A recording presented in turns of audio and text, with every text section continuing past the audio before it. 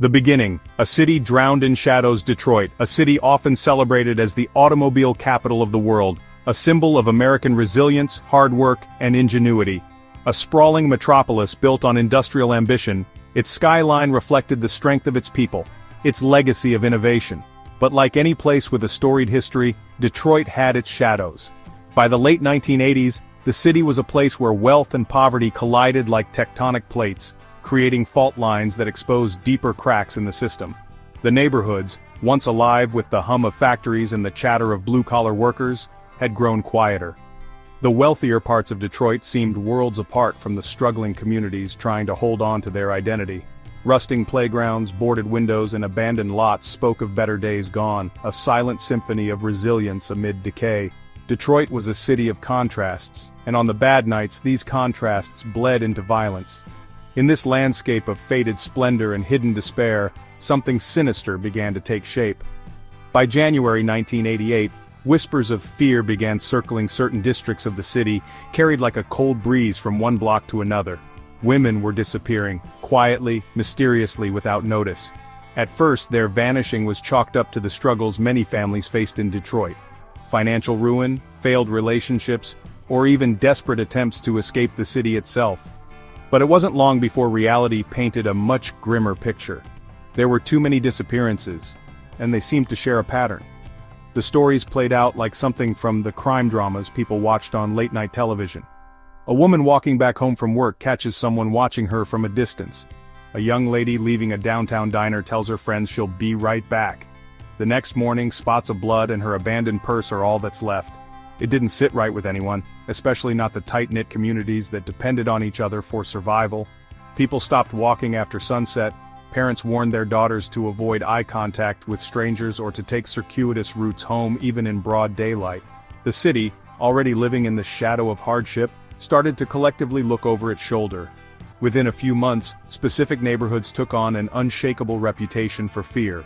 Residents became familiar with the sensation of being watched, a prickle on the back of the neck, a movement just at the edge of their vision. It wasn't paranoia. Something was stirring in Detroit. Beneath the surface of the bustling daytime streets and normal routines, a sinister network was emerging, hiding in plain sight among the ignored corners of the urban jungle. Groups of young men began loitering on familiar blocks, their purpose not yet known. There were no immediate connections, no real threads tying the incidents together, but the police had begun piecing things together quietly, cautiously, almost reluctantly. Detroit, the Motor City, now had a new reputation building in whispers. This was a city where predators hid among the shadows of abandoned apartment buildings and under the cover of industrial ruins. Crime here was nothing new, but the chilling rhythm of these incidents, where victims seemed not random but chosen, told a different story. Whoever was behind the disappearances wasn't interested in quick cash or robberies. They had a system, a plan, and a cause that no one could yet understand. Suspicion festered, and the people still left in Detroit stood in the crosshairs of a haunting uncertainty. To make matters even more unnerving, the rumors hinted at something worse. This wasn't just a single madman prowling the streets. People began speculating about a group, an organized network with more resources than anyone would have guessed. How else could a dozen disappearances occur without leaving behind trails of evidence? Beneath the roar of car engines and the sounds of life downtown, murmured warnings passed along like a lifeline. Don't trust anyone. Don't walk alone. Don't take chances. Detroit was no stranger to hardship or danger. After all, this was a city that had emerged from the Great Depression, thrived during the automotive boom, and endured the riots of the 1960s. But this was something else. It wasn't a crisis of economics or civil unrest. It was a story of calculated terror, a shadow cast by a nameless, faceless collective who preyed on the city's most vulnerable. Detroit had seen its fair share of storms, but the darkness closing in now had no clear leader, no manifesto, and no motive apparent to the public. By February 1988, the city's growing unease caught up with local law enforcement. Though used to dealing with the grind of poverty-driven crime, detectives began noticing the unnerving design in these disappearances. This wasn't the kind of chaos that came with desperation. This was cold, calculated, and terrifyingly efficient. Each missing person seemed almost impossibly clean. Few witnesses, minimal evidence, and even fewer leads. For the officers sitting in darkened precinct offices late at night, reading over the sparse case files. This was becoming a haunting mystery. "Who's doing this?" one detective reportedly muttered under his breath while sifting through reports, coffee growing cold beside him. His partner, as sleepless as him, paused before asking the bigger question, "And what the hell are they planning next?" The city didn't have answers. It barely had questions. But as weeks turned to months, and one disappearance became 2, then 3, then 10, it became clear that something in Detroit was very, very wrong. And for the citizens watching from their front porches, there wasn't much to do except lock the doors by 11, pull the curtains, and wait. For a change, for an answer, or for another terrifying story to circulate. The late-night disappearance. The sidewalk glistened faintly under the dim orange glow of flickering streetlights. Frost clung stubbornly to the edges of the pavement, the kind of January chill that bit through even the thickest layers of clothing. Emily Johnson had stuffed her hands deep into the pockets of her black coat, head down, shoulders hunched. It had been a long day at the diner where she worked. The hours were relentless, and the pay barely covered rent in her modest West Detroit apartment. But Emily had dreams, plans worth enduring one more grueling double shift for. It was nearly 11 p.m. when the bus hissed to a halt at her stop. She stepped off into quiet desolation. She was used to being alone at this hour, and for the most part she didn't mind. The streets, though eerily still, were familiar.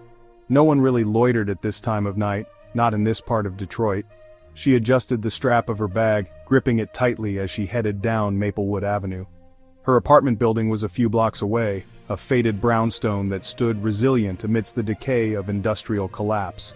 The neighborhood wasn't what it had been when her parents moved here 30 years ago. Back then, Maplewood Avenue buzzed with life. Plumes of smoke from factory chimneys rose high above the rooftops as kids played stickball in the street. Now, those same chimneys were cold and crumbling, standing as skeletons of Detroit's better days. Emily walked briskly. Her footsteps echoed softly against the pavement, a rhythmic reminder of her isolation. But tonight was different. A nagging unease began to gnaw at the edges of her awareness. The street seemed quieter than usual. Too quiet. Behind her she thought she heard something. A shuffling sound, faint but deliberate. She stopped abruptly, heart skipping, and turned her head. The street was empty, just shadows cast by the hulking shapes of parked cars and sagging chain-link fences. "Get a grip, Emily," she muttered under her breath, trying to shake off the feeling. She pulled her coat tighter and picked up the pace. The shuffling sound returned, this time unmistakably louder. Someone, or something, was following her. Her breath quickened as she glanced over her shoulder again. A figure, distant but deliberate in its movements, lingered at the edge of her vision. She couldn't make out details in the dim light. It could have been anyone, a neighbor, maybe another bus commuter on their way home. But instinctively, Emily knew better. There was something about the way they moved, slow and predatory, that sent a jolt of fear through her body. She clutched the small pepper spray canister in her pocket, her sister's Christmas gift. Emily's sister was always saying Detroit wasn't as safe as it used to be, and that you have to be prepared for anything. It had seemed excessive at the time, but now her fingers wrapped tightly around that little cylinder, as if it were a lifeline. She crossed the street abruptly, hoping the figure wouldn't follow. For a prolonged moment, nothing happened. The footsteps stopped. Relieved, she allowed herself a deep exhale. Then, she heard it again. The sound was more intentional this time. Faster. Closer. Her heartbeat thundered in her ears as she broke into a brisk stride, barely resisting the urge to run. The flickering streetlights illuminated pieces of her path, but the darkness between them seemed to stretch like an abyss. Only 2 blocks to go, she told herself over and over. 2 blocks and she'd be home. Then it happened. An arm wrapped around her waist, iron tight, pulling her backward. She dropped her bag as her scream was cut short by a hand that clamped over her mouth. Panic surged through her veins as she twisted violently, digging her nails into the stranger's arm, her muffled cries for help swallowed by the cold silence of the street. Nearby houses stood dark and lifeless. Her pepper spray, she'd never even had time to pull it out. The man hissed something low in her ear, words she couldn't make out, only the venom behind them, and dragged her toward a waiting car parked just off the curb. Emily thrashed wildly, her legs kicking at the pavement, her boots scraping against the frozen ground. A chilling whimper escaped as she spotted the rolled-down window of the car, an accomplice sitting inside with a blank expression. She locked eyes with the second man for what felt like an eternity, his face cold, indifferent, almost mechanical, before the trunk of the car was thrown open and darkness engulfed her. The car screeched into the night, leaving behind only the faint scent of burning rubber and a crumpled scarf lying forgotten on the sidewalk. The fallout. The next morning, Emily's neighbors noticed her absence. It started small. Her mother mentioned that she hadn't called the night before, which wasn't like her. By midday, Emily's coworkers began to worry too. She never missed a shift. Detroit wasn't a city where people simply vanished. At least not people like Emily. Yet on that very day, the footprints of worry started forming a wider path. Local Detroit police were notified by Emily's mother, but the initial response was lackluster at best. Emily was an adult, they reminded her family, free to come and go as she pleased.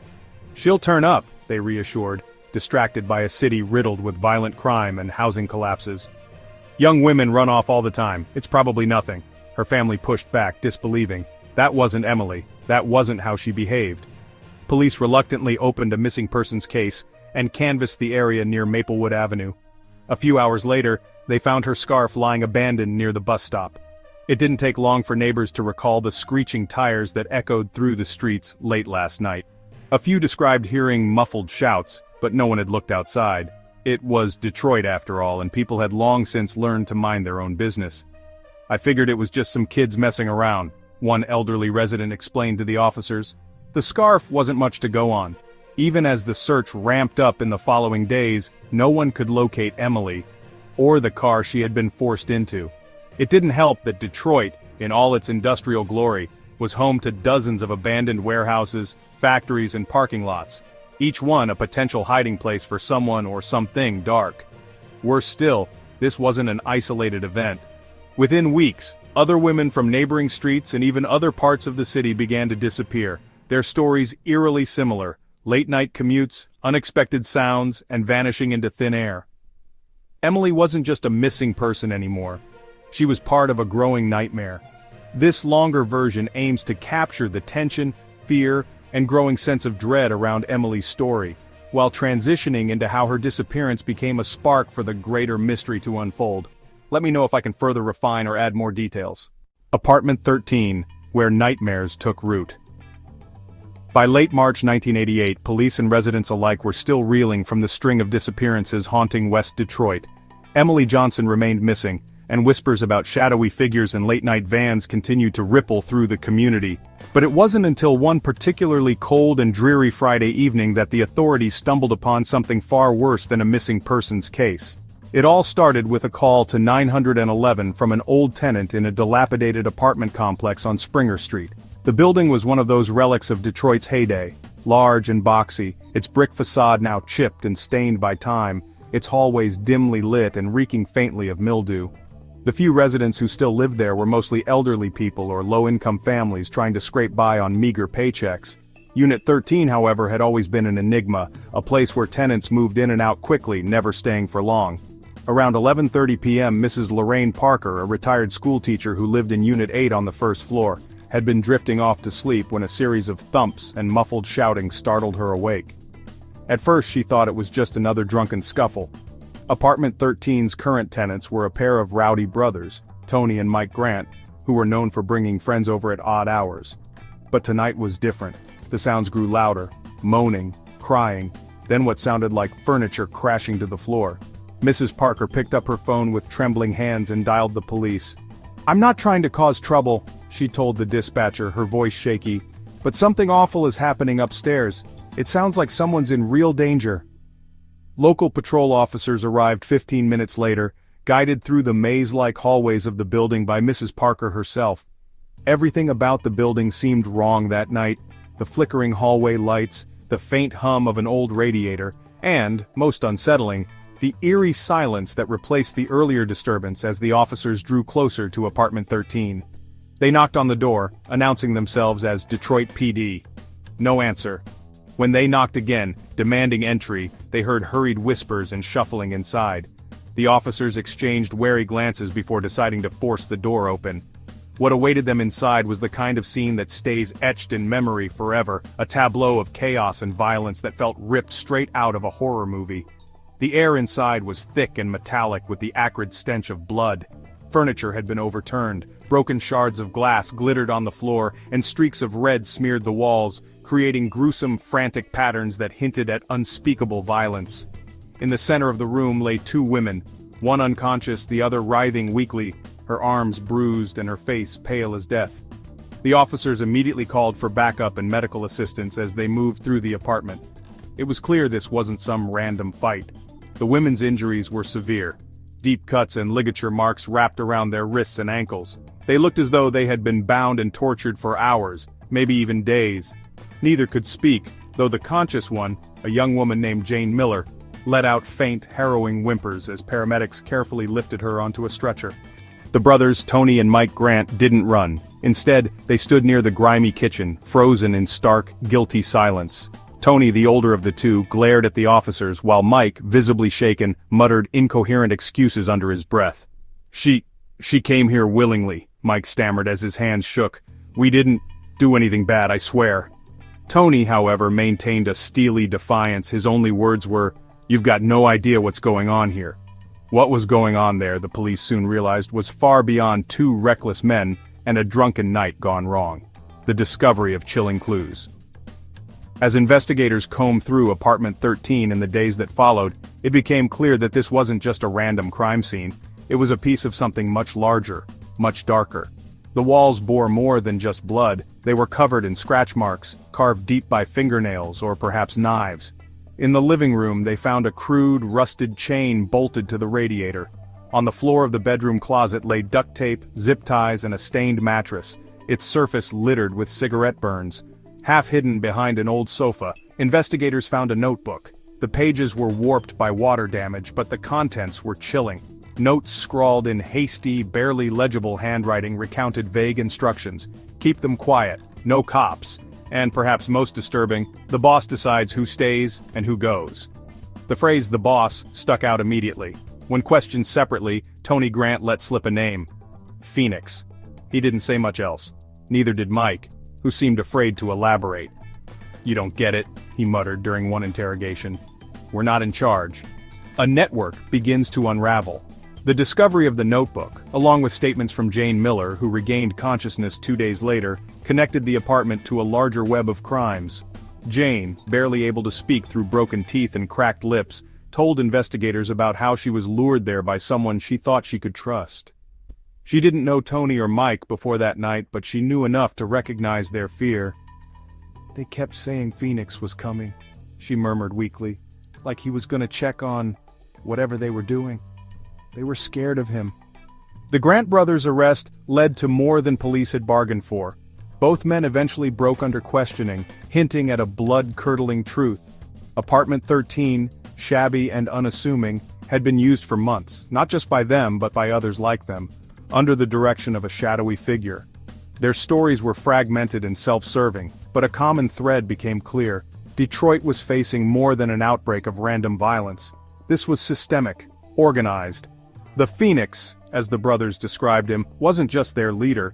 He was the gatekeeper of something unspeakable, orchestrating horrors from behind the veil of Detroit's already crumbling infrastructure. In his name, the apartment had seen more than Jane and the other woman. It had been a revolving door of victims, predators, and unspeakable acts. And the Grant brothers were just the lowest rung of the ladder. As investigators processed the evidence, one question began to haunt them: how many more apartments like this one existed? The critical clue: the shadow of an organized network. By the end of April 1988, the pieces of Detroit's unsettling puzzle were beginning to take shape, but not in a way anyone wanted to believe. For months, detectives had been poring over fragmented reports, dead-end leads, and a chilling number of missing persons cases that seemed anything but random. The clues left behind, from abandoned scarves and blood-stained sidewalks to cryptic notebooks, hinted at something Detroit hadn't faced before: an organized network, operating with cold precision and terrifying intent. But the breakthrough came not from the evidence, but from desperation. The interrogation room at the Detroit precinct had seen plenty of confessions, excuses, and anger from its most frequent visitors, but on a warm April night, it bore witness to something altogether more troubling. Tony Grant, the older of the two brothers arrested at apartment 13, was finally speaking. Days of silence, of steely glares and stubborn denial, had given way to fractured sentences and barely audible whispers. He wasn't cooperating out of guilt. He'd made that abundantly clear. "You think locking me up will protect you?" he sneered at one detective earlier that week. "You don't even know what you're dealing with." But pressure from the investigators, and mounting evidence that left no room for doubt, finally broke him down. Tony's bragging melted into anxiety. His once defiant demeanor was replaced with a guarded, almost fearful tone, as if he constantly expected someone somewhere to be listening to his every word. Every question was met with a pause, his eyes flicking nervously between the detectives and the closed door. "You think this is just us? Me and my idiot brother?" Tony muttered darkly after hours of questioning. "We're nothing. You think we're big time?"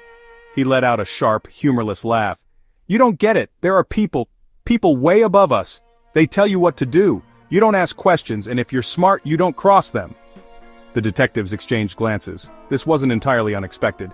Something about the organized chaos of Apartment 13 suggested there was more to the story.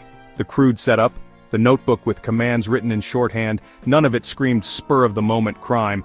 Still, hearing confirmation from Tony Grant left a deep chill in the room. "And who's giving these orders, Tony?" one detective prodded, leaning in closer. "Who's calling the shots?" Tony hesitated, leaning back in his chair as if weighing the cost of speaking out loud. Finally, he said a single name. Phoenix. The mysterious Phoenix. The name sounded almost absurd, like something out of a dime store crime novel. But the way Tony said it, low, reverent yet laced with fear, stripped the word of any pretense. Phoenix wasn't just a name. It was a title, a threat. "When Phoenix says jump, you jump," Tony continued reluctantly. "You don't ask why, you don't ask how, you just do it. Because he's got ways of knowing things. Of finding you, no matter where you are." Tony wouldn't, or couldn't, say much more. "I don't know who he really is," he admitted, looking down at the table in front of him. "Nobody does. All I know is he's not someone you want to piss off." But Tony wasn't the only source of information. His brother Mike Grant was a far easier nut to crack. The younger sibling had always been the more timid of the two, and his encounter with the police at Apartment 13 left him visibly shaken. Unlike Tony, who carried himself with the fake bravado of a man who'd seen too many mob movies, Mike wore his fear openly. "It's bigger than you think," Mike blurted out when questioned separately. His voice quivered, his hands fidgeting nervously. "You think we wanted to be part of this? We didn't have a choice. Once you're in, you're in. And if you mess up—" He didn't finish the sentence. Instead, he mimicked a gun to his head and pretended to pull the trigger, the universal gesture for, "It's over." The detectives pushed him further. "Why Apartment 13? What's so important about it?" Mike hesitated, glancing toward the door, then back at the detective interviewing him. "It's not just the apartment," he finally said. "It's everywhere. This whole city is a playground for them." Piecing together a network. Over the next few days, police began connecting dots they hadn't seen before, or hadn't wanted to see. The disappearances in West Detroit? Possibly linked? The reports of suspicious activity in abandoned factories or empty warehouses? Likely staging grounds? And the faded faces on missing persons posters, left to blend into the background noise of city life? They were no longer just isolated tragedies. The notebook found in Apartment 13 proved pivotal. Though its pages had suffered water damage, enough of it was legible to warrant closer inspection. Among the hastily scribbled notes were street names, vague numerical codes, and what appeared to be initials, a crude but chilling record of something systematic, something methodical. What unsettled investigators most were the recurring phrases like "no bodies left behind" and "prepare for transport." These weren't notes from a one-time crime scene. This was a log, instructions, evidence of an operation that had likely been running for months, if not years, a lead among the shadows. As detectives dug deeper, one oddity stood out. Despite everything the Grant brothers revealed, not a single member of the police force, or anyone in Detroit's criminal underworld, had ever heard of Phoenix. A ghost, a phantom, an invisible hand pulling strings behind the chaos. And yet, small details added up. A witness from a nearby neighborhood mentioned seeing a man with a flame tattoo on his wrist exchanging money with strangers.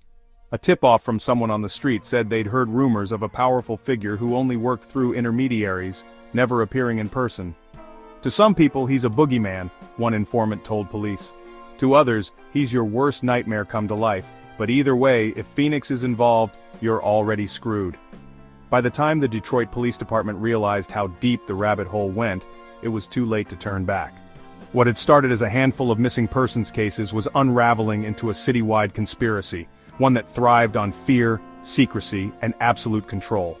And at the center of it all, just out of reach but impossibly close, was Phoenix, the man no one could see but everyone felt lurking in the shadows.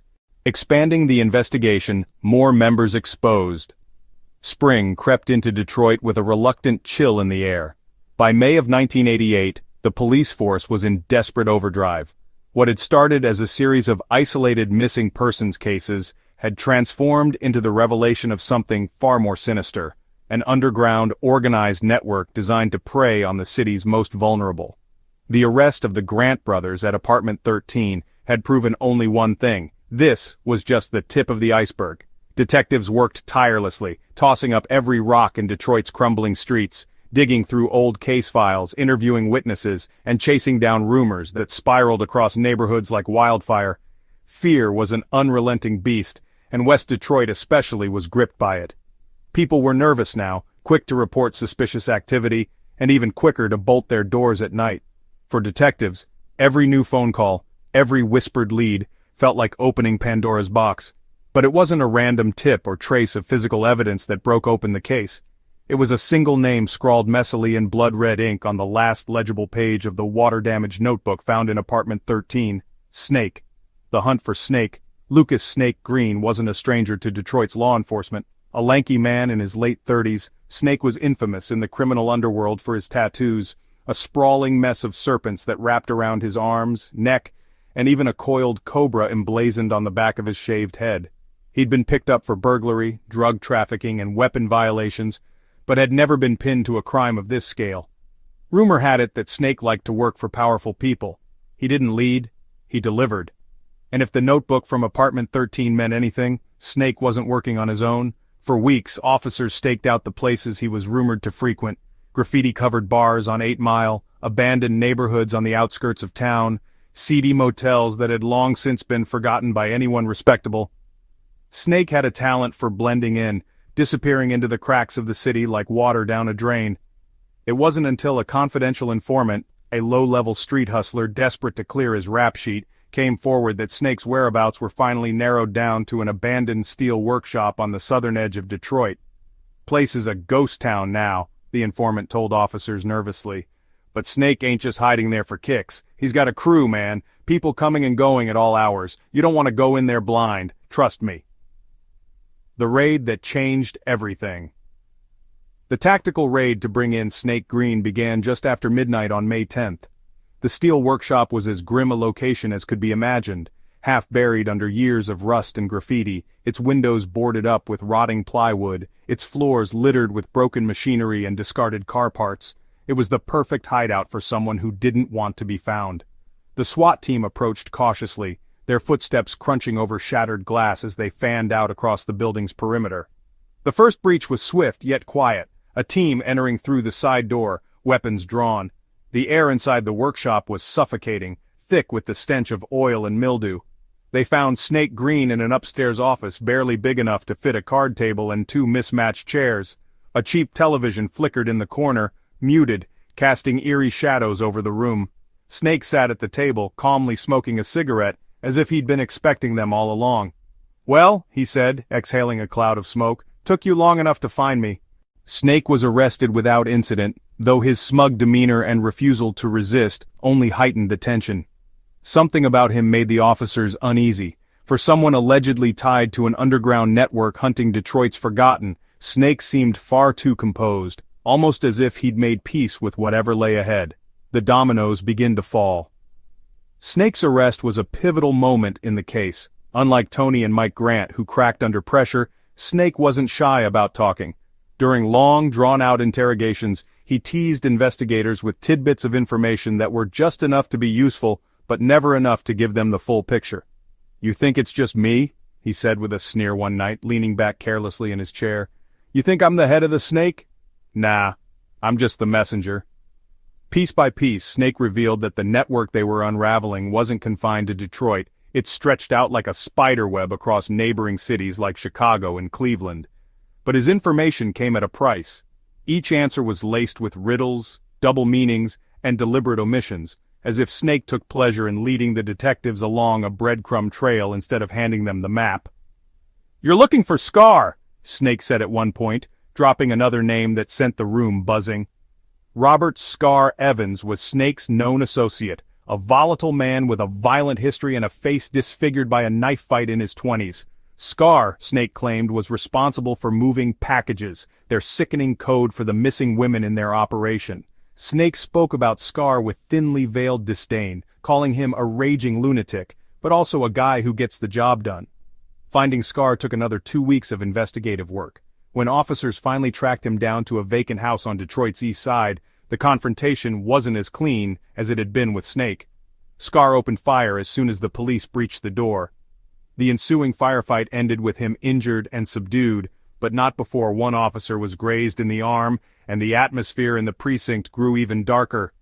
"You're all in the wrong damn place," Scar spat at detectives as they slammed his handcuffed body into the back of a cruiser. "None of this matters. You're chasing after the flunkies and you're too damn stupid to see who's really in charge."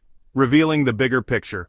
By the end of May, the arrests of Lucas Snake Green, Robert Scar Evans, and Michael Loner Dallas finally gave detectives the pieces they were missing. The three men had coordinated the logistics of the network, abductions, transportation, and, most horrifying of all, a system for deciding which women would be kept alive and which ones wouldn't. Through their fragmented confessions and scattered evidence, a horrifying pattern began to take shape. Apartment 13 and Emily Johnson's disappearance had been nothing more than a cog in a much larger and bloodier machine. From decrepit buildings in Detroit to long-abandoned factories in Chicago and forgotten warehouses in Cleveland, the network's reach began to stretch ominously far. Snake's cryptic hints about a boss matched up with other whispers about Phoenix, the enigmatic figure said to oversee the operation's every move. As the arrests piled up, one thing became clear. This was no ordinary crime ring. It was organized, brutal, extremely calculated, and at the very core, still shrouded in shadow, was the elusive Phoenix, the one pulling the strings while everyone else in law enforcement scrambled to keep up. The struggle for answers wasn't over, it was only just beginning. The turning point. The survivor's testimony. It was late May 1988 when the case shifted dramatically, on a day laced with unexpected hope amongst the growing hopelessness. The police department had been chasing shadows for weeks, their progress slowed by dead ends and fragmented clues. Between the whispers of Phoenix and the arrests of cold, hardened criminals like Lucas Snake Green and Robert Scar Evans, they were beginning to piece together the breadth of the network. Yet, they still lacked a vital piece, perspective from someone who had seen the nightmare from its depths and lived to tell the tale. That someone turned out to be Sarah Thompson, the discovery of Sarah Thompson. Her appearance in the case was nothing short of miraculous. Sarah had been living in terror since her escape weeks earlier. Alone, bruised, and starving, she had hidden herself in the outskirts of Detroit, too scared even to trust the police at first. For 24 harrowing days, Sarah avoided everyone, sleeping in bus shelters, scavenging for food in dumpsters, and keeping her head low to avoid any chance of being intercepted by the monsters she'd fled from. Her break came when a kind but insistent clerk at a corner store noticed her disheveled state and called the police. Initially, the officers didn't realize who Sarah might be. People left Detroit every day and found themselves destitute or struggling. But when Sarah finally spoke, tentatively at first, and then through sobs, they recognized her as one of the missing. The significance of her story immediately set fire to the stagnant investigation. She was weak, malnourished, her face sunken and wrists marked by ligature scars, but Sarah Thompson was alive. And she had a story that shook the core of the precinct. The first tearful testimony. It was only after Sarah was given several meals, a warm bed in a safe house, and reassured that no one could hurt her, that she finally began to recount what had happened. She spoke softly, her voice trembling with pain and exhaustion, but her words hit like body blows. "I thought he was kind at first," Sarah began, holding her glass of water with shaky hands. She hesitated as if doubting she could relive the events. "He said his name was Keith. Keith or Kevin, something like that. I met him at a bus stop. I even smiled. He didn't look dangerous. Not at all." Sarah recounted how Keith struck up a polite conversation on a freezing February evening. He had offered her a warm ride home after her bus had been delayed. At first, she refused. But he was persistent in a way that didn't seem threatening. He joked about the snow and how Detroit winters were unbearable. Eventually, tired and desperate to get out of the cold, Sarah gave in. But the car didn't turn toward her neighborhood. It took only a few minutes for her to realize something was wrong. When I told him he missed the turn to my street, he laughed, Sarah said quietly, staring down at her lap. But then, he locked the doors. I grabbed for the handle and he said something like, "They all try that. It never works." What followed was a nightmare Sarah could barely bring herself to describe.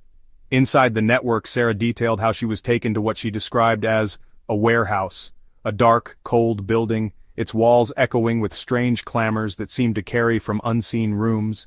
She never saw its exterior. A hood had been forcefully pulled over her head the moment they arrived. The sound of chains clinking and muffled cries haunted her during her first hours there. They weren't alone, Sarah said, pausing to steady her breathing. There were others. I heard them. Women crying or screaming, and voices. Men, angry, giving orders. She looked up at the detective sitting across from her, tears pooling in her weary eyes. Do you know how it feels to scream for help and know no one will hear you? For weeks, Sarah endured what she could only describe as hell. She refused to go into graphic detail, but the scars on her wrists and ankles painted a picture all on their own. What shocked the investigators most wasn't just her account of captivity, but the way her captors operated. There were rules, orders, Sarah explained. They weren't drinking or high. They didn't mess around. Everything they did felt planned, like it was part of a system. Sarah remembered hearing them mention someone repeatedly, a name spoken with equal parts fear and reverence, Phoenix, a glimpse of the mastermind. Days into her captivity, Sarah overheard more definitive whispers about Phoenix. She'd never seen him, but he wasn't just a name in passing. According to Sarah, he was a figurehead, the unseen puppeteer orchestrating every movement. They always talked about cleaning up before Phoenix came to check in, she muttered, a tremor in her voice. I don't know who he is, but they were afraid of him. Even the ones in charge didn't want to screw up in case he showed up. When asked if she could identify anyone, Sarah nodded hesitantly. There's one man I saw the most. He's not Phoenix, but he's dangerous. Slowly, she described him. Middle-aged, rough hands like he worked with tools, a distinctive flame tattoo curling up the inside of his wrist. The tattoo stopped the room cold. It matched the description of what limited evidence they had on Phoenix's network, a mark rumored to symbolize loyalty to the mysterious criminal mastermind. The escape that changed everything.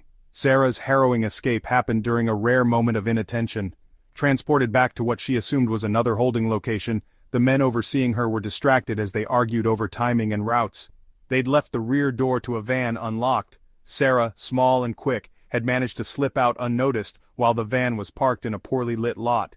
She ran for what felt like hours, away from the van, away from the men, and into the freezing night. She didn't stop running until she reached the outskirts of the city. From there, survival instincts took over. She stayed hidden, trusting no one, waiting for a moment when it would feel safe again. A beacon of hope. Sarah's testimony reinvigorated the investigation. Every detail she provided, the warehouse, the tattoo, the descriptions of her captors, offered detectives the leads they had been desperate for. For the first time, they weren't just chasing after breadcrumbs. They had names, symbols, and locations to pursue. Her survival was a rare glimmer of light in a case drenched with darkness, and it pushed law enforcement further into the depths of the network. Detective Marcus Hill, who sat with Sarah for hours to collect her testimony, later admitted, "She didn't just survive, she gave us a fighting chance to stop this nightmare." From Sarah's account, the picture of Phoenix's operation came into sharper focus. He wasn't just a ghost haunting the edges of Detroit's crumbling neighborhoods. He was a man, dangerous and calculating, stampeding through lives with horrifying efficiency. But thanks to Sarah, the hunt for Phoenix wasn't just a whisper anymore. It was a roaring promise for justice. The hunt for the Phoenix. The name Phoenix was now more than a whispered clue. It was the target etched into every detective's mind at the Detroit Police Department. For months, the elusive mastermind behind the organized kidnappings had haunted their investigation, a looming shadow they couldn't yet reach but felt everywhere.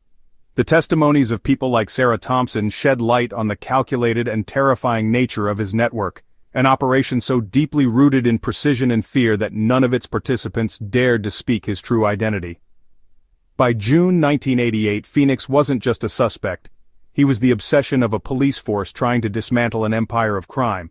But to find him, they had to untangle a labyrinth of whispers, false leads, and the lingering silence of those who feared retaliation. Tracking a ghost Phoenix wasn't an ordinary criminal, and that fact frustrated investigators to no end. No mugshots, no fingerprints, no arrests, no one even knew his name, if Phoenix was even a name at all. Every lead uncovered only seemed to confirm one thing: Phoenix never appeared in person. He was a ghost, orchestrating chaos through intermediaries, leaving only fragments of his influence behind: cryptic notebooks, orders scrawled in blood-red ink, and the symbols of his network like the flame tattoo Sarah Thompson described. Detroit streets were tight-lipped. Informants, typically eager for a reduced charge or a few dollars for their help, refused to talk about Phoenix. "This one's bad business, man," one informant muttered, looking over his shoulder as if someone were watching. "You think I'm scared of jail? I'd rather rot than say his name out loud. That dude, he's not just a boss, he's the whole damn system." Detective Marcus Hill, one of the lead investigators, slammed his fist on the interrogation table after another dead-end interview with a terrified suspect tied to Phoenix's network. "This is getting us nowhere," Hill growled, pacing the room. "He's a myth to these people. They're not just scared of him, they worship him like he's untouchable. We have to hit them where it hurts."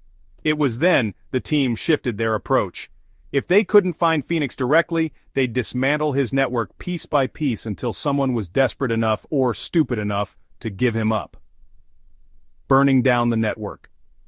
The next phase of the investigation turned Detroit upside down. Investigators raided factory after factory, abandoned warehouse after abandoned warehouse. Cops in unmarked cars watched suspected members of Phoenix's operation from outside liquor stores and back-alley gambling dens. Search warrants uncovered blood-stained chairs, hidden compartments packed with tools of restraint, and even grim evidence of trafficking beyond Detroit's borders.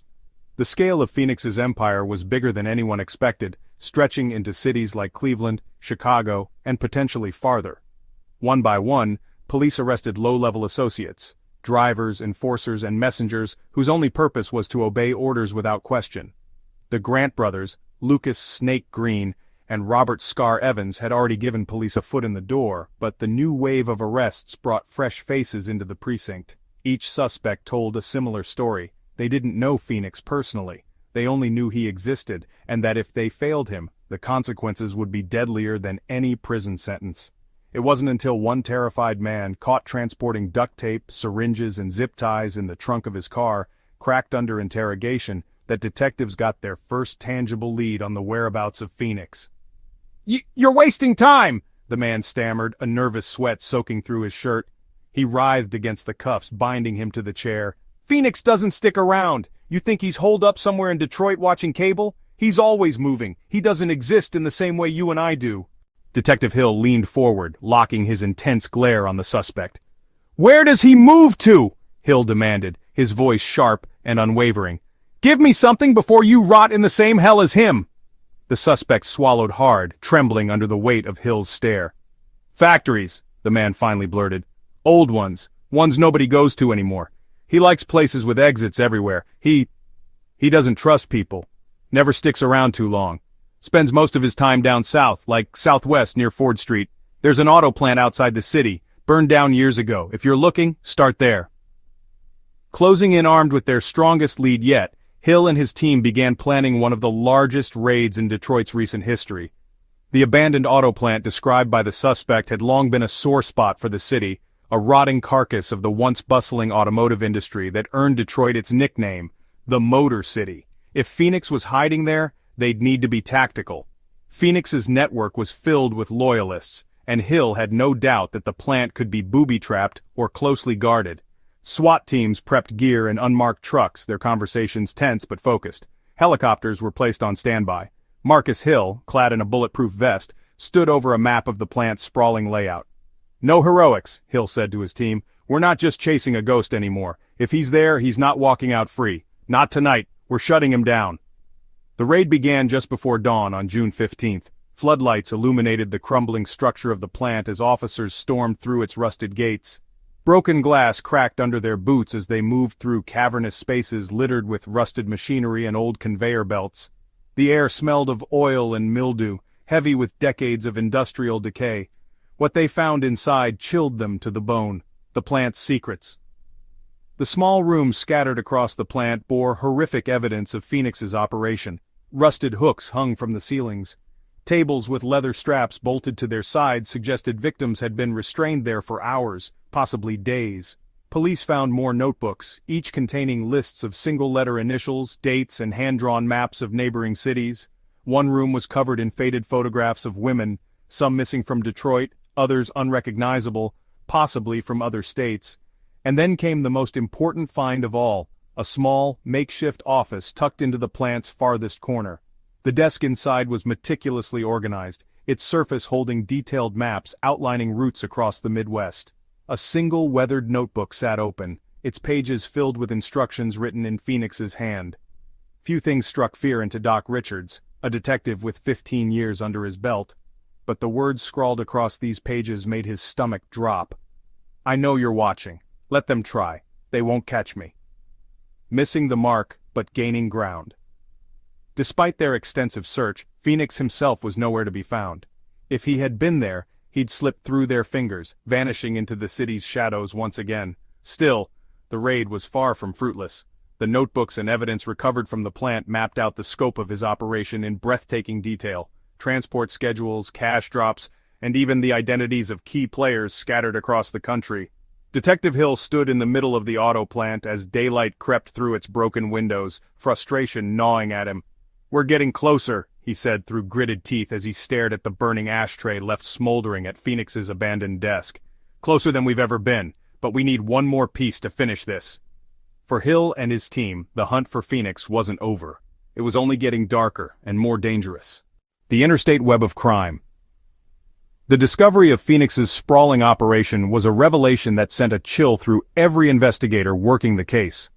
What had once seemed like a Detroit-specific nightmare, a local epidemic of disappearances and brutality, was now unraveling into something far larger, more connected, and infinitely more dangerous.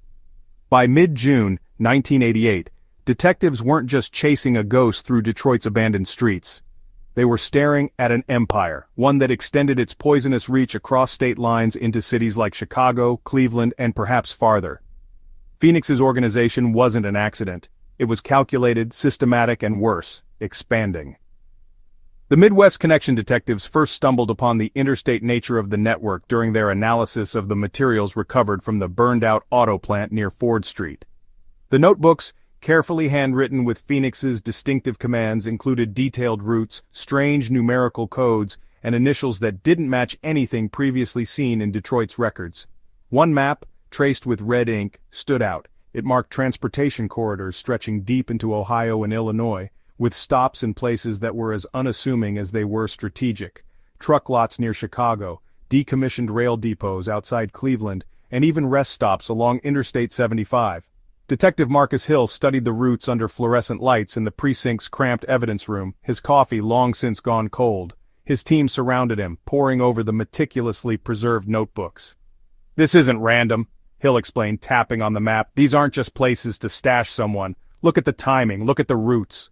They're running logistics, moving people, money, product, whatever it is, across several states without leaving a trace." "Trafficking," one of his officers muttered, the word hanging heavy in the air. "But it's not just Detroit anymore, is it? They're using the whole damn Midwest as a playground." Hill nodded grimly. The horror wasn't just that Phoenix had orchestrated kidnappings and violence, it was that he had weaponized the interstate system itself, turning quiet towns, forgotten warehouses, and unmonitored highways into the arteries of his operation. The Chicago Connection, new evidence, new nightmares. The first breakthrough linking Chicago came when one of the low-level criminals arrested during Detroit's factory raids, a jittery man named Ricky Boiler Sanders, revealed an address in Chicago's Canalport district. Pressure from interrogators had finally cracked Boiler, who admitted to acting as a courier, delivering packages between Phoenix's operatives in Detroit and their counterparts outside the city. "It's not just here," Boiler stammered, his hands cuffed to the table. Sweat trickled down his face despite the air conditioning humming through the interrogation room. "Detroit's just the start. You think this is small time? These guys, they've got people everywhere. Chicago, Cleveland, hell, maybe even down south. I just moved the stuff, that's all I did." "What stuff?" Detective Hill demanded, his voice low and sharp. "Drugs, money, people?" Boiler's face twitched, his lips working silently before he finally whispered, "People, mostly women." That admission lit a fire under the Detroit-Chicago Law Enforcement Cooperative. Within days, Chicago PD raided the Canalport location Boiler had described, uncovering yet another hideout drenched in horror. The dingy warehouse was a macabre mirror of Detroit's abandoned industrial sites, rusting machinery, makeshift holding cells constructed from shipping containers, and chains bolted into the walls. There was one key difference. Inside a hidden room behind a false wall, officers found photographs pinned to a corkboard. Dozens of women's faces stared back at them, some of them identified as missing from Detroit, but others appeared to originate from Chicago, Cleveland, and even smaller towns no one had been watching. What wrecked even the most hardened officers was the accompanying handwritten ledger. It listed each woman by only initials and a number, alongside grim notations like transport ready or terminated. Cleveland's hidden depots. The Cleveland link emerged shortly after, through a tip from Sarah Thompson, who remembered overhearing mentions of a Cleveland drop site during her captivity. Following a lead from the red-inked maps found in the auto plant, Cleveland authorities began combing through their outskirts. What they uncovered at an old, defunct train yard made even the most seasoned officers pause. The train yard had been repurposed into a methodical operation hub. Inside decommissioned rail cars, police found chilling evidence of human trafficking: mattresses, filthy blankets, syringes, and documents detailing complex transportation routes between neighboring states. Even more alarming, they discovered communications suggesting the network didn't stop in the Midwest. A letter, written on plain paper and stored in a locked metal briefcase, contained coded language believed to be Phoenix's instructions for expanding the network eastward, possibly into Pennsylvania and New York. Detective Marcus Hill stood amid the wreckage with the lead investigator from Cleveland PD, the acrid smell of rust and mildew surrounding them. "This is bigger than we imagined," Hill admitted, his voice heavy. "We thought we were chasing down a local thug with a taste for power, but this is organized, national-level organized. He's got a damn blueprint for domination." The machinery of evil. By the time investigators pieced together the full scope of Phoenix's web, it was clear they were dealing with more than a garden-variety crime syndicate. Phoenix's organization operated more like a corporation than a gang, its members carefully vetted, its logistics sharp and untraceable, and its hierarchy terrifyingly efficient. Drivers with clean records moved people undetected along highways. Coordinators communicated through burner phones and coded texts. Warehouse foremen prepared cargo for transport while ensuring no connection could be traced back to Phoenix himself. "He's building an empire on shadows," a Detroit officer mused bitterly after reviewing CLE evidence. "No faces, no names, just silence and fear. Every time we think we're close, he slips through the cracks." Missed opportunities. One question burned through the minds of everyone assigned to the case. How long had this network been functioning in plain sight? How many opportunities had been missed by police departments overwhelmed with other cases, or unaware of the interstate connections? Reviewing cold cases from the past 5 years, detectives found haunting patterns. Dozens of missing persons reports featuring women who fit the demographic Phoenix favored. Young, struggling financially, disconnected from close family, the type no one noticed immediately when they vanished. In Chicago, a family reported their daughter missing just months before Emily Johnson's disappearance in Detroit. In Cleveland, a woman was last seen leaving a diner late at night, never returning to her apartment. Every city had similar stories, each one echoing the methods already uncovered in Detroit. Relentless expansion. Despite the growing evidence, the full scope of Phoenix's ambitions remained unclear. Was his goal wealth, power, or something darker? His notes hinted at expansion beyond the Midwest, and informants whispered of rumors linking Phoenix to smuggling operations on the southern border. The deeper detectives dug, the clearer it became. Phoenix was a man with no boundaries, no moral limits, and no hesitation in using systemic cruelty to achieve his goals. Catching Phoenix wasn't just about shutting down a single operation anymore. It was about preventing his blueprint from becoming a scalable model for organized crime across the country, the race for justice. By late June 1988, task forces in Detroit, Chicago, and Cleveland were working tirelessly in tandem, sharing information and coordinating resources. The clock was ticking. Phoenix's network wasn't just thriving, it was adapting, finding new ways to stay ahead of law enforcement.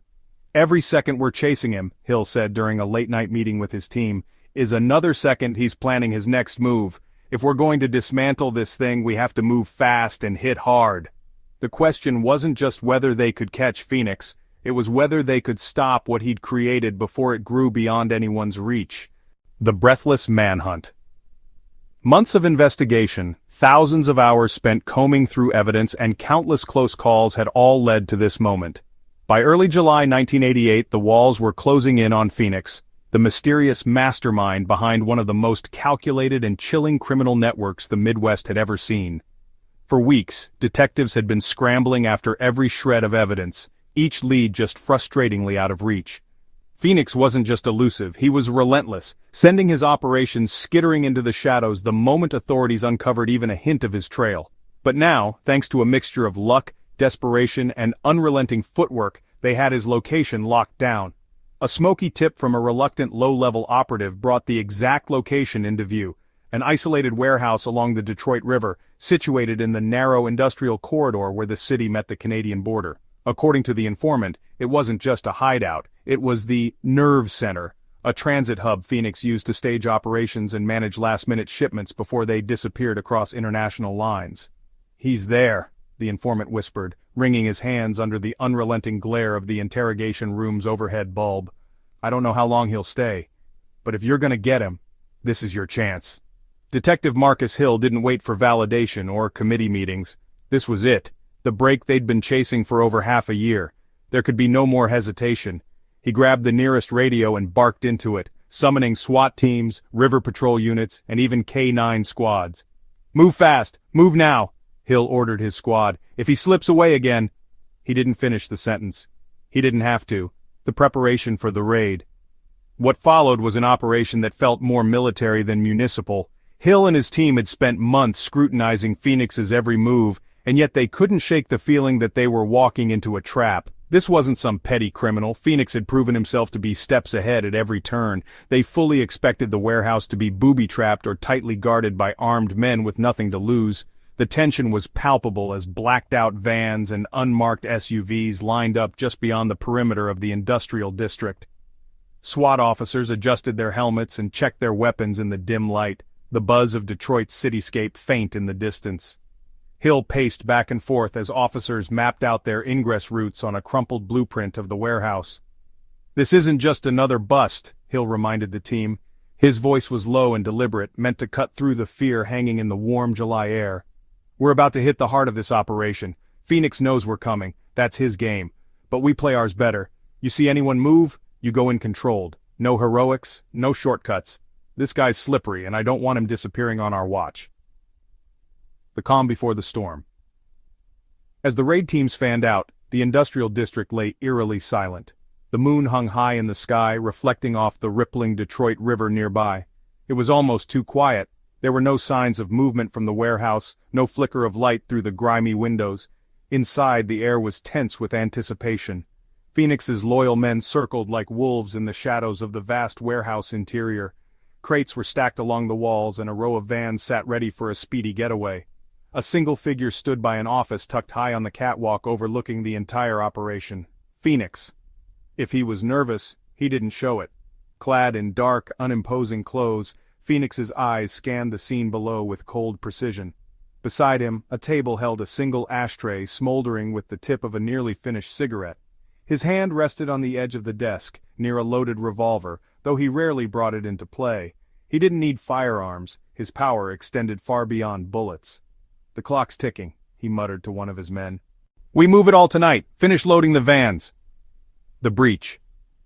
The first team moved in quietly, cutting through the chain-link fence that surrounded the property. They spread out, boots crunching softly over loose gravel as they flanked the warehouse's perimeter. Seconds felt like hours as they waited for the signal. Hill held his breath as the raid supervisor raised a hand and gave the silent command. A battering ram breached the warehouse's side entrance, and the peaceful Detroit night shattered in an instant. "Detroit PD, get on the ground!" The SWAT team surged forward, their voices authoritative and cutting through the chaos. Officers fanned out in tight formations, sweeping each aisle and corner of the warehouse with military precision. The sound of heavy boots on concrete echoed through the empty space, blending with the mechanical whine of warehouse cranes left to rust. The response was immediate. Phoenix's men shouted warnings to one another in chaotic bursts. Two of them ran toward the vans, desperately attempting to flee, but were intercepted and tackled to the ground by advancing officers before they made it 5 steps. Gunfire erupted from the far side of the warehouse. One of Phoenix's lieutenants opened fire from behind a stack of crates, forcing officers to duck behind cover. The cracks of bullets ricocheted through the cavernous space as return fire shredded through the wooden boxes, sending splinters flying like shrapnel. Hill yelled orders into his radio, "Suppress that weapon! Hold your ground!" The confrontation with Phoenix, calm as ever, didn't flinch at the sound of gunfire. He adjusted his coat, stepped away from the desk, and began walking down the catwalk toward the chaos below. The man moved like a shadow, direct, confident, and unnervingly composed. By the time Hill spotted him, Phoenix was halfway across the warehouse, slipping through the aisles like smoke. "There!" Hill shouted, pointing to the fleeing figure. "Man in black, moving southeast!" 3 officers broke from formation to pursue him, sprinting between stacks of crates and pallets, their flashlights slicing through the dark. Phoenix ducked around a corner, disappearing from view as doors slammed in his wake. Hill, hot on his trail, followed the sound of heavy footsteps out the back of the warehouse and into the open industrial yard. The river shimmered under the moonlight, and distant foghorns sounded from docked freighters. "Phoenix, it's over!" Hill barked as he leveled his sidearm at the shadowed figure ahead, but Phoenix didn't stop. He sprinted toward the water, his movements fluent and deliberate as though he had planned for this very moment. Once he reached the edge of the dock, he paused, turning to face Hill with a faint hint of amusement glittering in his eyes.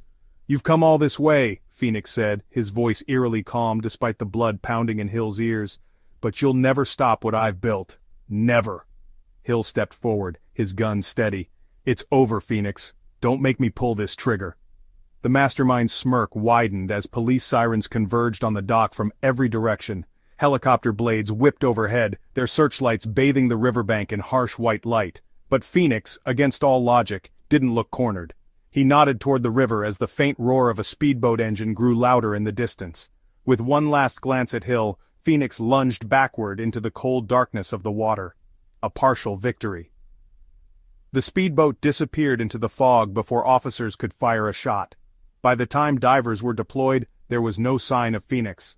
Inside the warehouse, however, dozens of his men were arrested, and mountains of evidence were recovered, including ledgers, operation plans, and hundreds of photographs of victims. "It's not the end," Hill muttered, staring out at the still, dark river. "But it's the beginning of his end." Phoenix may have escaped, but his empire was finally beginning to crumble. The courtroom, and the harsh sentence. The trial of Jack Riley, known infamously as the Phoenix, was one of the most sensational and closely followed legal proceedings in Detroit's modern history. By the fall of 1988, nearly a year after the first whispers of his network had surfaced, Riley's empire of fear and cruelty had been dismantled piece by piece. What had started as scattered missing persons cases had grown into a nationwide investigation that exposed an organized web of human trafficking, torture, and systematic terror. Now it was time to face the consequences. Jack Riley, the man who had eluded capture time and again, was finally where he couldn't escape. The courtroom. A media frenzy. The streets outside Detroit's federal courthouse were a roiling sea of reporters, protesters, and concerned citizens. Camera crews from national networks crammed into every corner of the courthouse steps, their microphones extended toward officials, lawyers, and spectators. Headlines screamed from newspapers stacked on street corners. The monster behind the network, Jack Riley goes to trial. A criminal empire comes to justice. The Phoenix in shackles. Will Riley face the death penalty? Spectators packed the courtroom until there wasn't a seat left, with many forced to watch from overflow rooms outfitted with live feeds of the legal battle. Families of victims sat solemnly in the front rows, gripping photographs of loved ones who had disappeared, many never to be seen again. For those who had managed to survive Riley's terror, the scars, both physical and psychological, remained raw. Their faces reflected the mix of fear, anger, and a quiet hope that they might finally see justice served. The charges, a tower of guilt. The charges against Jack Riley were monstrous in their scope and weight. Conspiracy to commit human trafficking across state lines. Kidnapping. Assault and torture of multiple victims. Leading and operating an interstate criminal organization. 11 counts of first-degree murder tied to the deaths of women discovered in warehouses across the Midwest. It was a tower of guilt so overwhelming that even Riley's defense team, a scowling collection of private lawyers known for their work defending mobsters, looked grim. With hundreds of witnesses, piles of evidence, and Phoenix's own meticulous ledgers confiscated during the raids, the case was both a prosecutor's dream and a defense attorney's nightmare. The prosecution, led by fiery Assistant U.S. Attorney Linda Carver, didn't pull any punches. From the opening statement, Carver took the jury and the audience back through years of horror. She didn't just present evidence. She painted a vivid picture of Riley's empire and its victims, laying bare the ruthlessness of its operation. "This man didn't just hurt people," Carver declared during her opening remarks, turning to point directly at Riley, who sat motionless, flanked by federal marshals. "He built a machine, a factory of cruelty. He turned human lives into commodities, stealing their humanity and profiting on their despair. This was no accident, no mistake. Jack Riley orchestrated every vile piece of it, and today we aren't just trying to convict him, we're here to make sure no one like him can ever rise again." The survivor testimonies. Among the most damning moments of the trial were the testimonies of victims who had survived Riley's network of terror, including Sarah Thompson. Many of them spoke behind partitions to protect their identities, their voices trembling but resolute as they recounted the unimaginable. Sarah's testimony in particular devastated the courtroom. Her words didn't just recount the facts, they carried the raw, unrelenting weight of what Phoenix's operation truly meant. "I wasn't a person to them," Sarah told the court, staring at Riley with a mix of contempt and fear. "I was just cargo. Nothing I said or did mattered. To them, I was invisible until they needed me to suffer. They beat me, chained me, told me I'd never be found, and that man—" She pointed a shaking finger at Riley. "He made all of it happen. Every scream, every bruise, it all came back to him."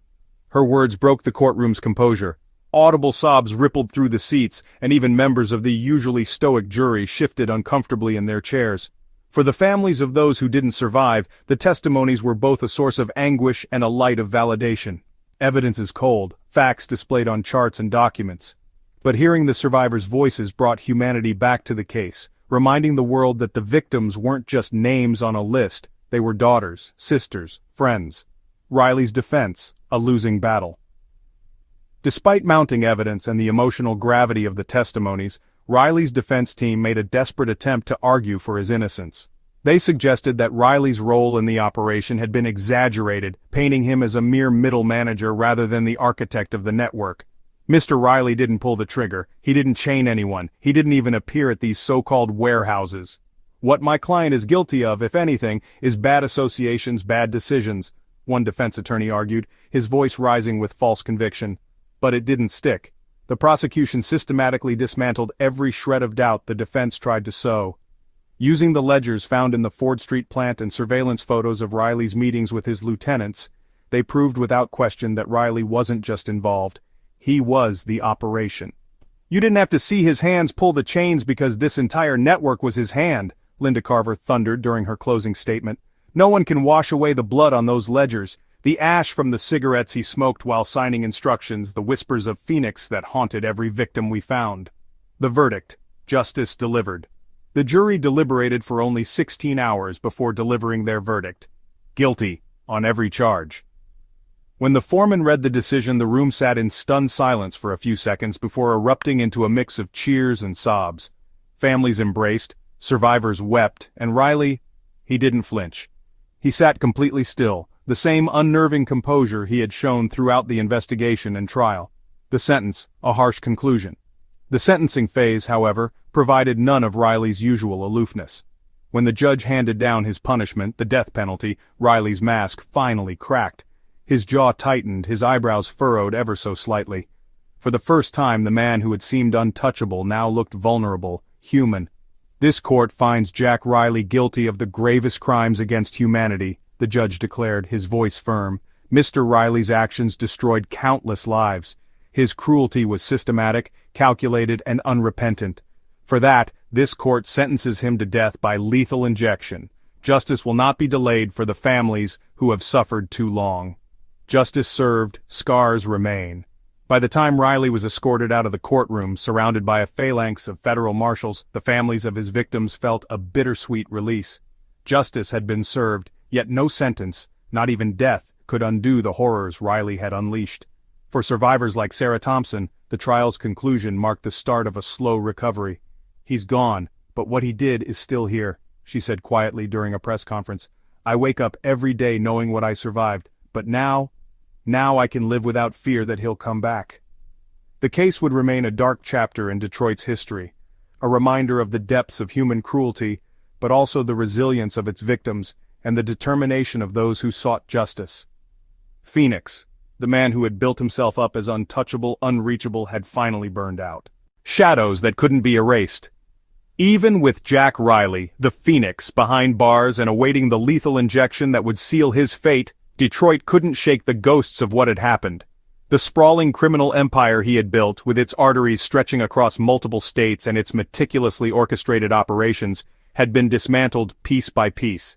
And yet, the city's soul felt frayed, its communities still haunted by questions that refused to fade. For all the lives saved, for all the justice delivered in the courtroom, the shadow of Phoenix's enterprise lingered. Like scars that never fully heal, Detroit and its neighboring cities were left grappling with an uneasy truth. The infrastructure of fear and silence that Phoenix had nurtured didn't die with his arrest, nor with his sentencing. There was a lingering question that no one dared whisper out loud, but that hung thick in the minds of survivors, investigators, and even the public. What if someone else picks up where he left off? Survivors still looking over their shoulders. For women across Detroit, Cleveland, and Chicago, the takedown of Riley and his operation didn't entirely erase the fear that had gripped their lives. Sarah Thompson, the courageous survivor whose testimony helped seal Phoenix's fate, became a reluctant voice for other women who still carried the scars of his reign.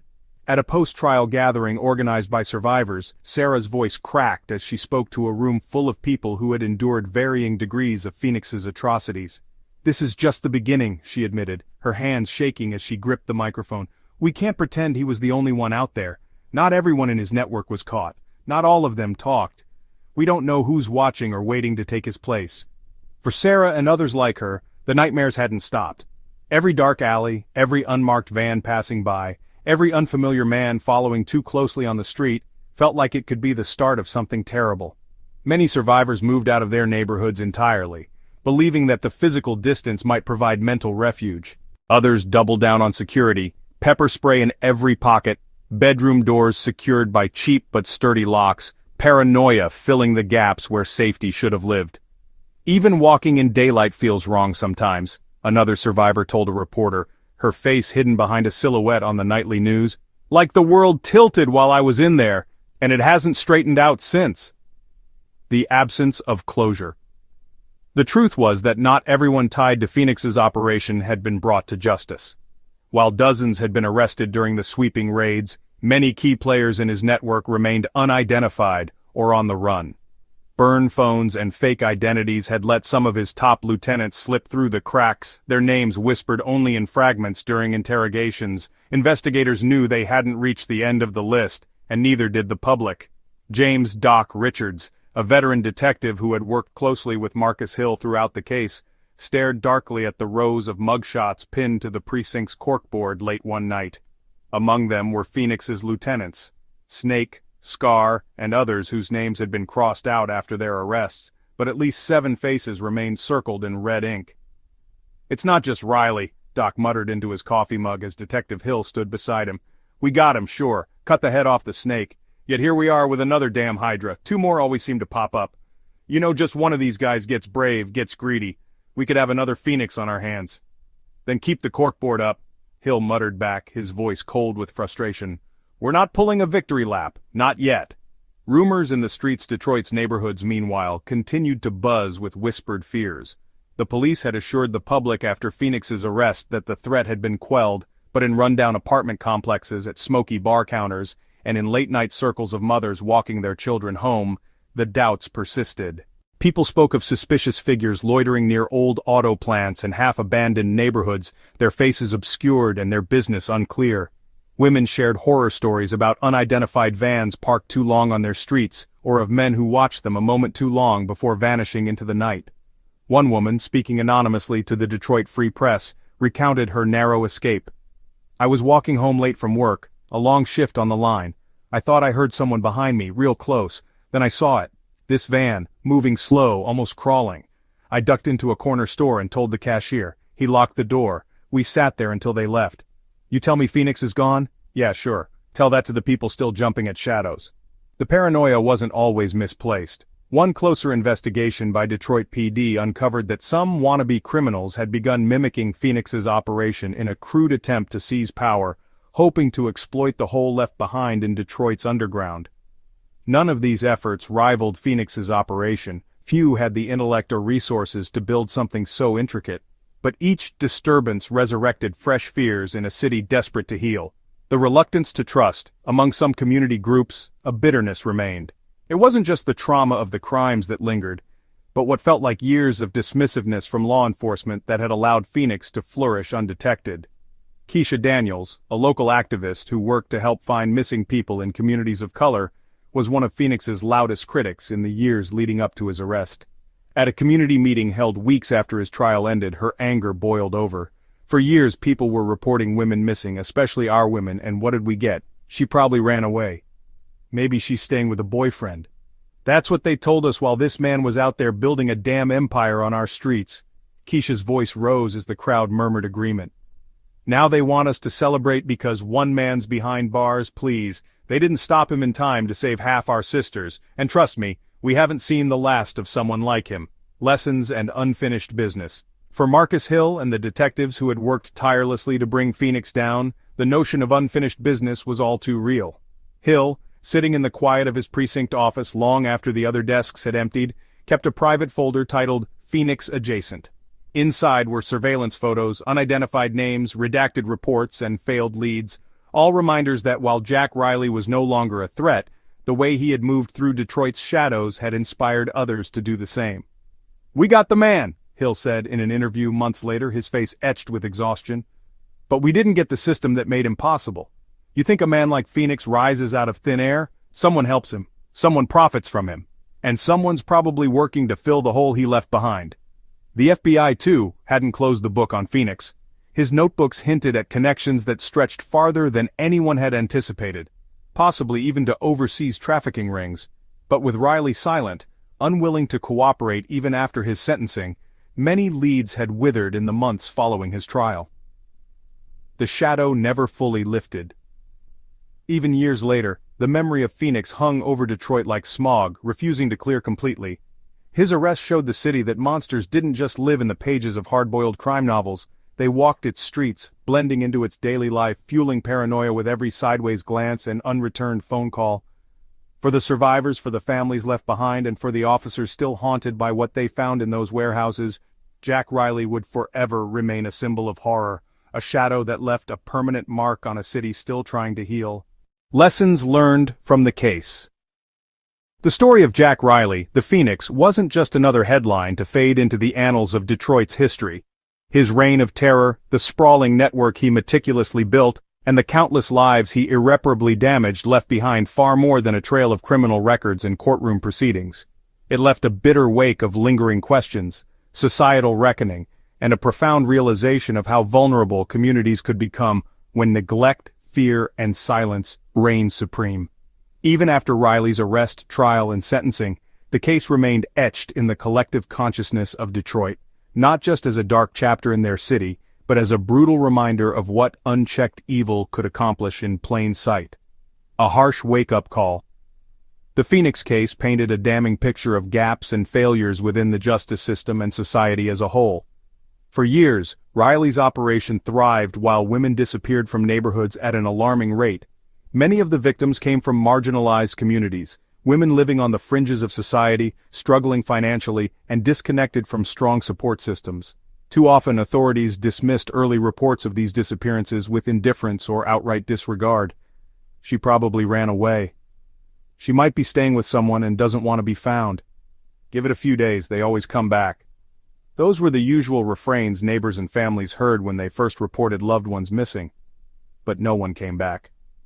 By the time the police started investigating Riley's victims, it was already too late for most. The case demonstrated the heartbreaking consequences of apathy and systemic bias.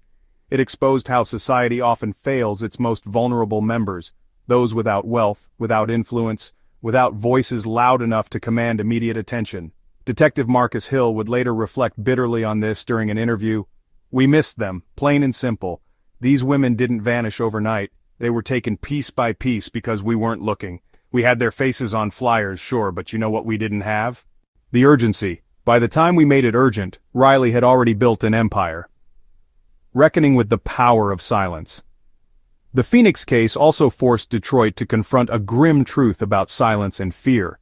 Riley's operation used fear as its most effective weapon. His victims were silenced by physical force, but his subordinates, his network of enforcers, drivers, and collaborators, were silenced through psychological manipulation and outright terror. One low-level operative arrested during the sweeps of Riley's network confessed after hours of interrogation. You don't say no to Phoenix. You can't. Not if you want to wake up breathing the next day. You take the job, you look the other way, and you keep your mouth shut. That's how you stay alive. This culture of silence extended beyond Riley's direct employees and into the neighborhoods he exploited. People saw suspicious vans parked for hours. They noticed different women entering and leaving decrepit buildings but said nothing. Some chose not to involve themselves, others simply assumed the authorities wouldn't care even if they did. Keisha Daniels, an activist with roots in Detroit's underserved communities, voiced this frustration during a public forum after Riley's trial. We've been taught not to trust anybody. Mind your business. That's the code. And here's what happens when we follow that code. Predators like Riley grow strong right in our backyards. We lock our doors, close our blinds, and hope the storm passes us by. Guess what? That's not enough anymore. It never was. The price of neglect. Systemic neglect also came under fire. As Phoenix's crimes came to light, it became impossible to ignore how often the justice system had failed to act. Scattered reports about abandoned warehouses, suspicious activity near factory lots, and missing women had been filed for years before Riley's empire came crashing down, but they remained just that, scattered. No one connected the dots. A local journalist writing for the Detroit Free Press summed it up starkly. Detroit's institutions failed these women long before Phoenix took them. He fed on what we ignored, our apathy toward poverty, our dismissal of runaways, our refusal to turn over the stones too heavy to lift. In the end, the real question is, will we learn, or will there be another Phoenix waiting in the wings? Lessons for communities. While the system had its role in the Phoenix saga, so did Detroit's communities. Many survivors of Riley's atrocities, along with activists and law enforcement alike, began to push a clear message. Collective vigilance saves lives. Sarah Thompson, the survivor whose bravery became pivotal in Riley's conviction, used her experience as a rallying cry for a more proactive society. We can't wait for the police to notice one missing person here, one missing person there. We have to notice. We have to stop hesitating about sounding alarms when something feels wrong. Neighborhood watches across Detroit experienced a resurgence in the years following the case. Block captains, community meetings, and anonymous tip hotlines became vital tools in keeping neighborhoods safer. Mothers organized late-night patrols to escort workers heading home from their shifts. Children were taught to be wary of strangers in ways they never had before. A climate of vigilance replaced one of complacency. Law enforcement's new priorities. For the police, the Phoenix case acted as a catalyst for meaningful change, even if it couldn't undo the failures of the past. Law enforcement agencies in Detroit and beyond began revisiting guidelines for missing persons cases, tightening timelines and reducing thresholds for escalating investigations. Detective Marcus Hill, a central figure in Riley's capture, worked to overhaul the city's response protocols for missing person reports. Speaking at a seminar for young detectives, he didn't mince his words.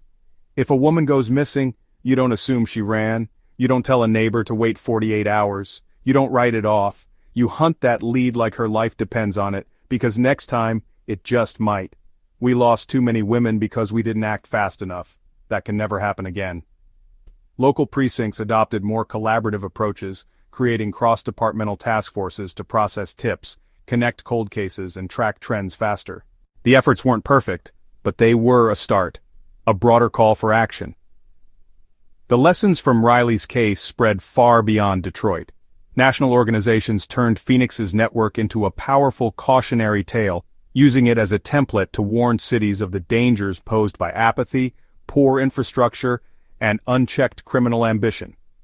Organizations like the National Center for Missing and Exploited Persons began holding conferences aimed at teaching law enforcement how to spot the signs of an organized trafficking network before it reached Phoenix-like levels. Just outside of Detroit, non-profit groups formed partnerships with local colleges, training volunteers to monitor and report suspicious activities in vulnerable communities. Phoenix's name became synonymous not just with the evils of his actions, but with the urgent necessity of prevention, a warning for the future. For all the change the Phoenix case inspired, there was one prevailing fear. Was this the end or the beginning of something worse? Survivors like Sarah Thompson held hope the justice system would do better, communities would step up, and the scars left by people like Riley could eventually fade, but they weren't blind to reality.